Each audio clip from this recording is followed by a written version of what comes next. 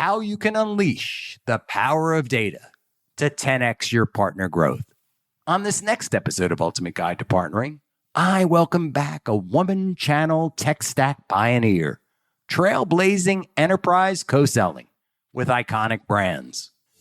Welcome to the Ultimate Guide to Partnering. In this podcast, Vince Menzione, a proven sales and partner executive, brings together leaders to discuss transformational trends and deconstruct successful strategies to help technology leaders like you achieve your greatest results through successful partnering. And now your host, Vince Menzione. Welcome to, or welcome back to the Ultimate Guide to Partnering. I'm Vince Menzione, your host. And my mission is to help leaders like you unlock the leadership principles and learnings of the best in the business to get partnerships right, optimize for success, and deliver your greatest results.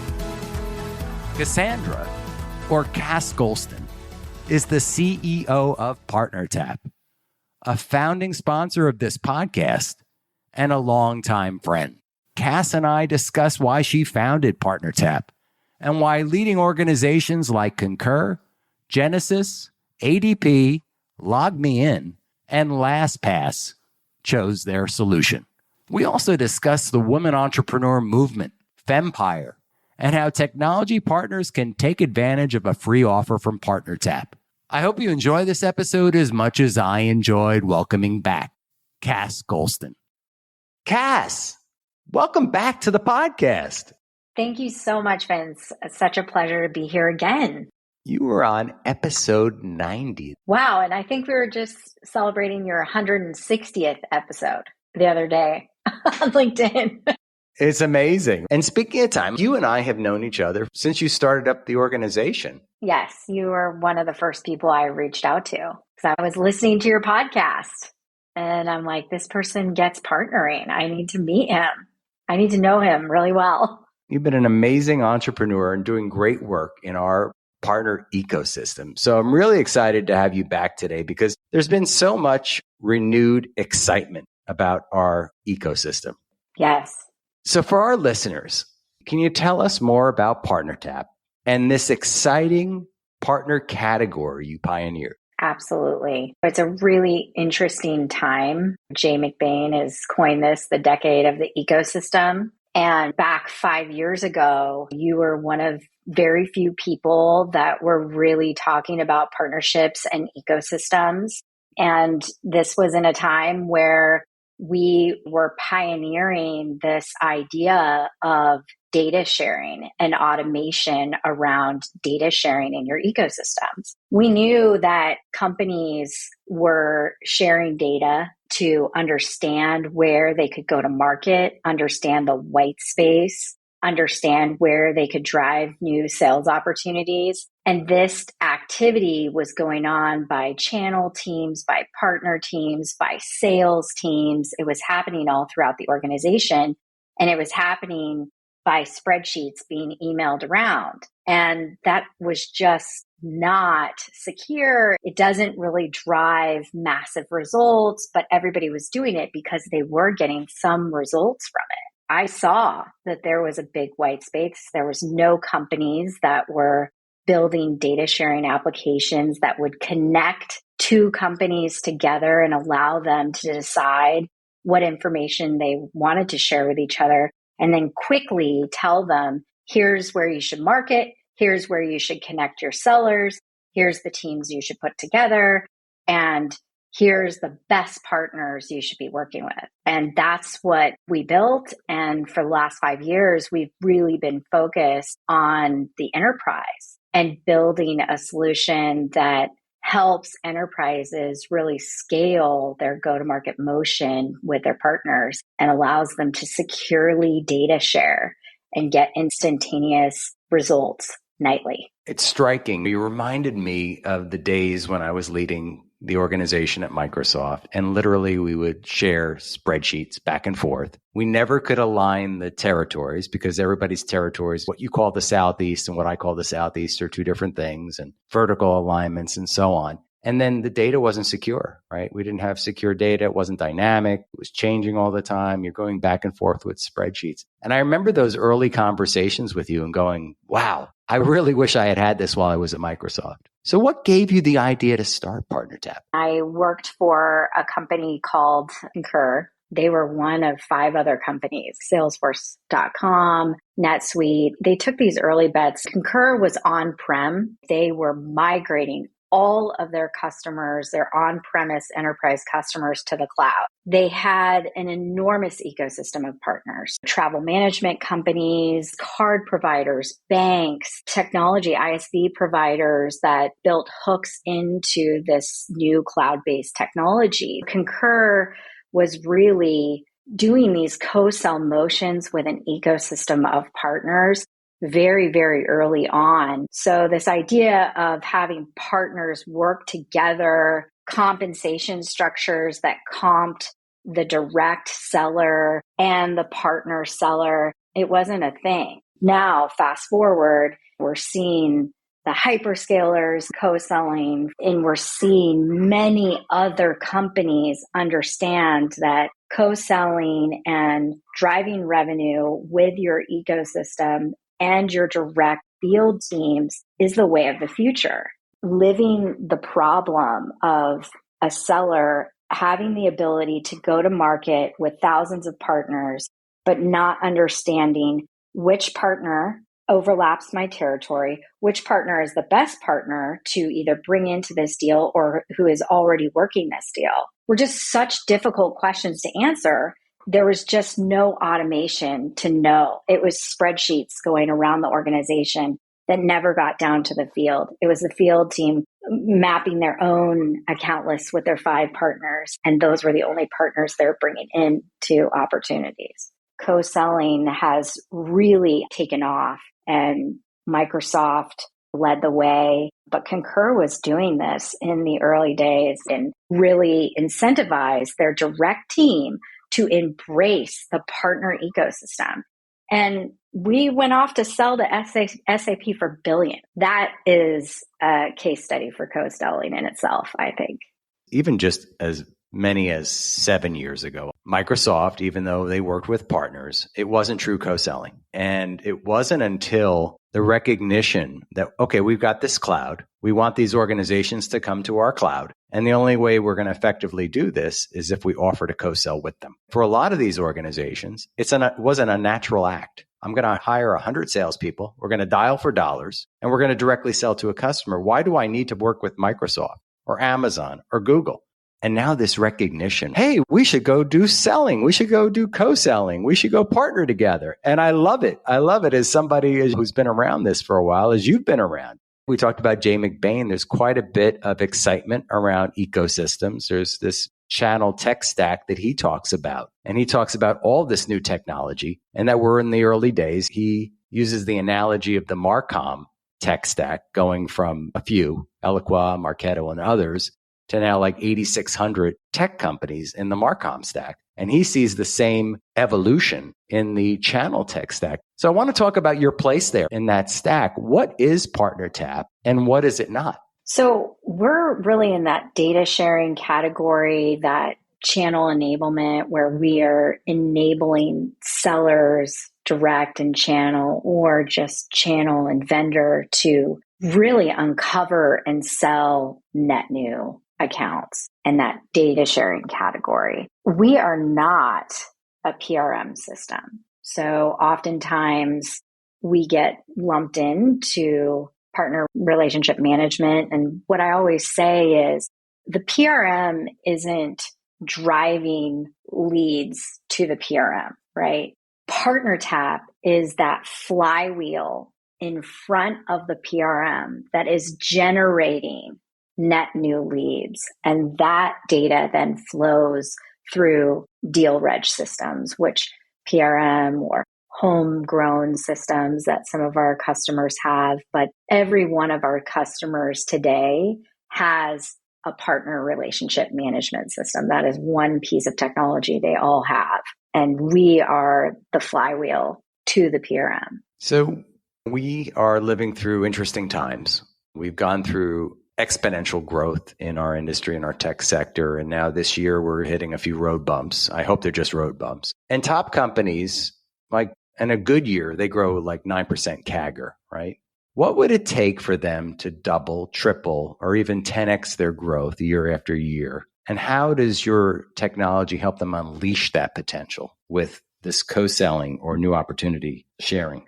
There's a case study that is about to be released from one of our customers, LastPass, who is really moving to partner-led or channel-led strategy. And their question was, how do we do this? How do we understand where our top partners have customer base to our top prospects or to prospects that we don't even have in our database?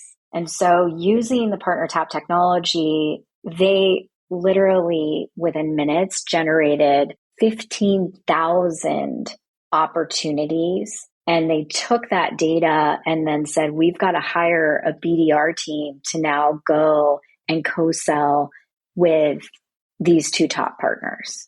So that's one piece.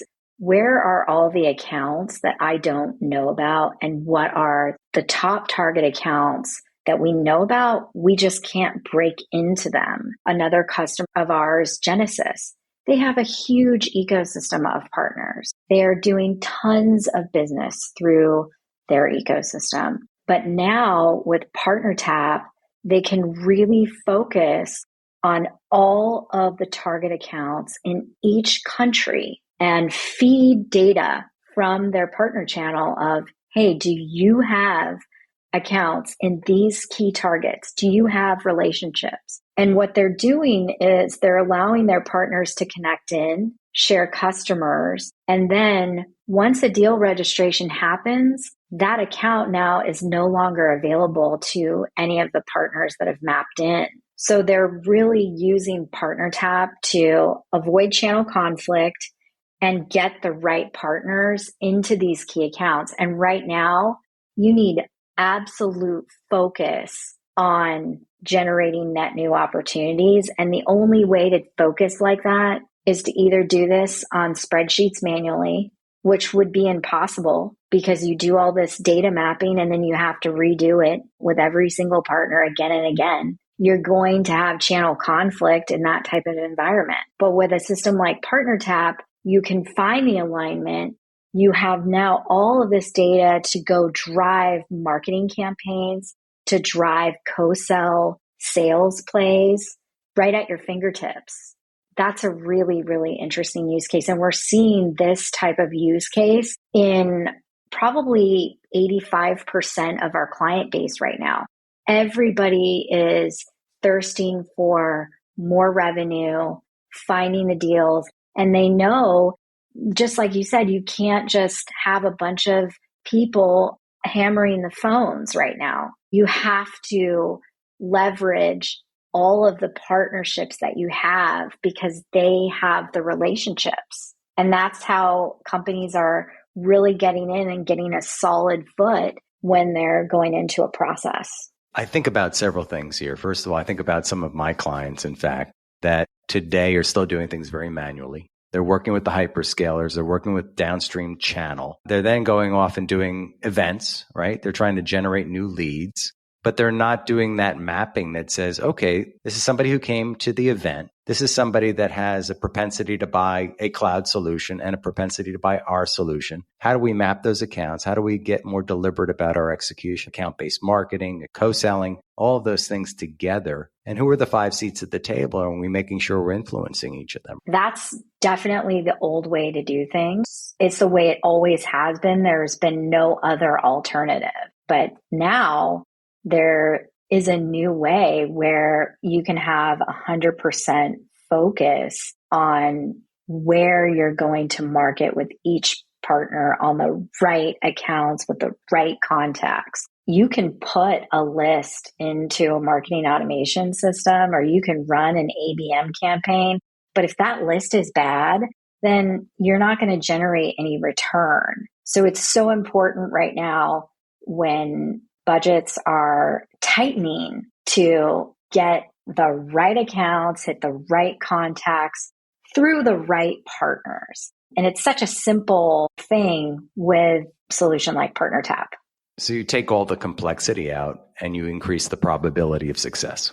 Absolutely. You're going to have better outcomes. You're spending a lot of money running ABM campaigns, and now you're running the right list. The ROI is so high. And that's why these companies that we have and had for years just continue to expand with us. I mentioned that example. Can you think of other examples why they don't use a technology like PartnerTap? Oh, the number one is they don't know that we exist. So that is the number one problem. I think once they find out, we have a free solution, so anybody can go on to partnertap.com. They can log into our free solution, and there's a lot you can do for free. A lot of our companies start out like that. I want to see this actually work because I've been doing this manually for my entire career. Prove it to me. That's how we generate a lot of our pipeline, is through somebody comes on for free, and then now they're hooked and they want all of this data in their CRM. They want to have our support to help them connect in their ecosystems. Great. And we're going to provide links in our show notes. It's partnertap.com, not hard to find. And then what happens from there? So you can run those partner spreadsheets. You see the mapping work. And then, they move to wanting to add on more people inside their organization, more partners. Or we've also seen people go, I want to go run an event. I need this amount of MDF. And here I have my prospects and customers from this industry, and they can prove the exact targets. And so we've actually seen people get more MDF because they're not just saying, I'm going to throw this event. I'm going to invite companies from this industry. It's like very specific. And so then they know the actual reps on the other side and the value that could be generated, true ROI from the event. It's so impactful. We could spend a lot of time here, Cass, because I'm in the weeds with you on co-selling. And let's talk about women entrepreneurs in business. We have a lot of leaders in tech come to this podcast. I'm very deliberate about this because I look around the room and it's still very much a white male dominated tech sector, like the C-suite, the top tech CEO list, like all very male dominated. And even within the investment community, right? All of the players seem to be male dominated. And it's clear that it makes it harder for you. But do you see any advantages here? I think that, yes, in the CEO position, male dominated for sure. But what I see in large enterprises that we work inside of is a lot of women in tech. And diversity is a key value to many organizations. So leaning into the feminine and what makes you different from all of the companies in your space, I think is a hidden superpower, because a lot of our customers and decision makers are women, and they are leading teams of women. I can't tell you how many Zoom calls I get on, and we notice one on this call is a woman. So I'm seeing that more and more. And when I get on calls and it's all men, that's now becoming more rare. So in the partnerships, in the ecosystem, in the channel space, I'm seeing something different. And in some of these groups that are in communities that are being started up, we're also seeing that 40 to 50% of the members in these partnership communities are women. So I think it's a great time to be a woman business owner. I think it's a great time to be a woman in tech. We're definitely writing the next chapter. So it's an exciting time, but definitely there are days when I feel like I'm Annie Oakley on the prairie. Well, I partner with some amazing women leaders. In fact, I tend to lean more to working with amazing women leaders. As we mentioned, Erin Feiger, and there are some others that are part of this mastermind community. And you got actually to spend some time with some of those folks for this She Summits event. You just returned from Colorado with some of these amazing women leaders. Can you tell us more about that recent experience? So that was an amazing experience. We summited a 14,000 foot mountain. my co-founder, Autumn Grimm, who's my CRO, about 6 months ago, Erin Feiger had said, hey, I lead this group. It's called She Summits. We go on a 14er. It's a weekend experience. You guys should come. And Autumn said, sign us up. We're in. And after she said that, I said quietly, do you even know what a 14er is? And so then I started sending her links to how to train for a 14er, how to get ready. It's a big climb for sure.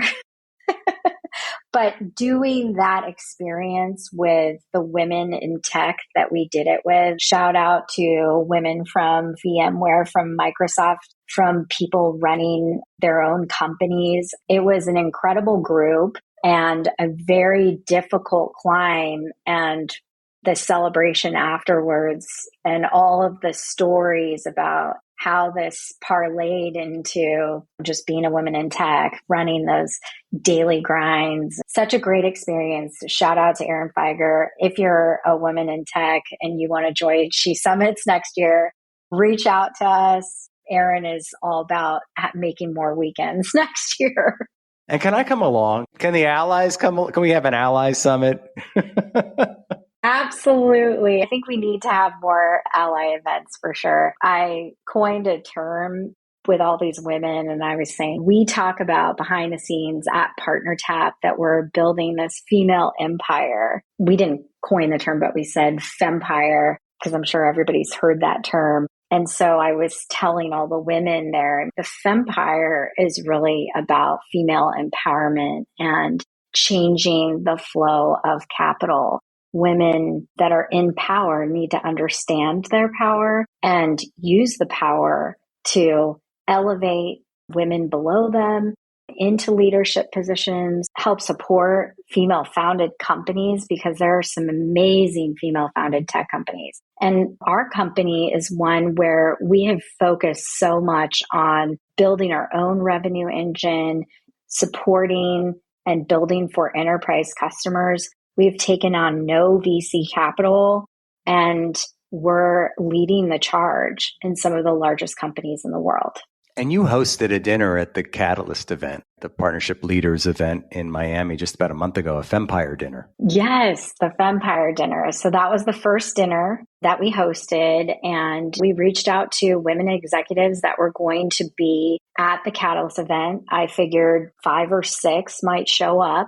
And what we found was we had such a response where we ended up buying out this restaurant. And there's just such a movement right now for women in partnerships, women in the channel, women in tech to really bond together because sometimes it is lonely when the men are on the golf course or get invited into rooms that women just don't get invited to. And we just want to remind women that powerful and you can use that power to elevate more women on this journey. I love what you're doing here. We're going to provide the link for your LinkedIn page to the show notes if anybody wants to reach out regarding Fempire. Awesome. Our good friend Jay McBain, who we've talked about this decade of the ecosystem, right? We talked about this earlier that we've been living in exciting times. But what are you seeing now that you didn't expect to see?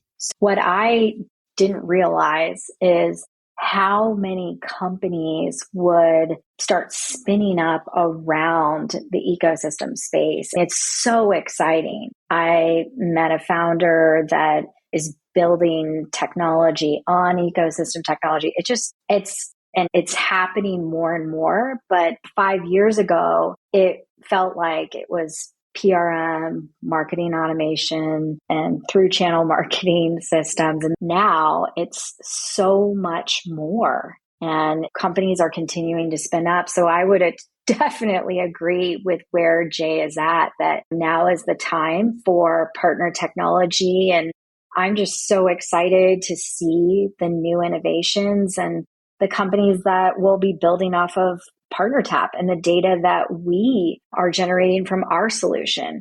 It's just an exciting time. You could start a company and you can think that you see a category. PartnerTap literally found a category and is now accelerating. So someone like Jay McBain, I love reading everything that Jay puts out. And all of his predictions. So he is the data and numbers guy. And the other thing that I love about Jay is that he is a big, huge proponent for female women in tech, women entrepreneurs. His wife, Michelle McBain, Ranguza McGain, she is awesome as well. So the two of them they've just really evangelized this space. What I love especially, and obviously Jay's been here 5 times on the podcast, he's a 5-timer. What I love is the mindset shift that we're starting to see. And because it's a groundswell, right? A lot of these earlier in career leaders that are coming forward with Partner Hacker and partnership leaders are buzzing out really that this is important to their organizations. And I think the leadership is starting to listen. So excited for what's ahead in this rest of this next decade. I am too. Look, I told you the story about Concur, who really leaned into an ecosystem approach when it wasn't called that. And yeah, they sold for over $8 billion. That is the kind of thing that happens when you harness an ecosystem. It's a hard strategy to get off the ground, but it pays dividends. So it needs to be a discussion in boardrooms and in the C-suite, because if you're not thinking about this strategy, you will lose to your competition. For our listeners, ensure that your CXO listens to this episode, because I think you made some really impactful points here, Cassandra. And I want to thank you. You have been an amazing guest. I love our friendship. I love the work that you're doing during these exciting times. For our listeners, what advice would you give to them to optimize for success? They should absolutely get their free account with PartnerTap and figure out that go-to-market flywheel that can happen. And I think that they all need to be thinking about their ecosystem strategy and what they are doing to help support the team that is really doing the hard work around partnerships. That is not an easy job. It's not an easy job. I want to thank you. You have been an amazing guest. Thanks so much for the time. Thank you. So there you have it. Another amazing guest joins Ultimate Guide to Partnering. And I hope you enjoyed this interview as much as I did. Chances are you too are looking to accelerate your success through partnerships. I mean, let's face it. We all have seen partnerships that look good on paper, but never live up to their expected results. There are a lot of reasons why partnerships fail. And at Ultimate Partnerships, we help you get it right by applying a proven set of best practices and framework. If you want to learn more, follow the link in the show notes or visit our website at ultimateguidetopartnering.com. Thanks so much for listening to this episode of The Ultimate Guide to Partnering with your host, Vince Menzione. Online at ultimateguidetopartnering.com and facebook.com/ultimateguidetopartnering. We'll catch you next time on The Ultimate Guide to Partnering.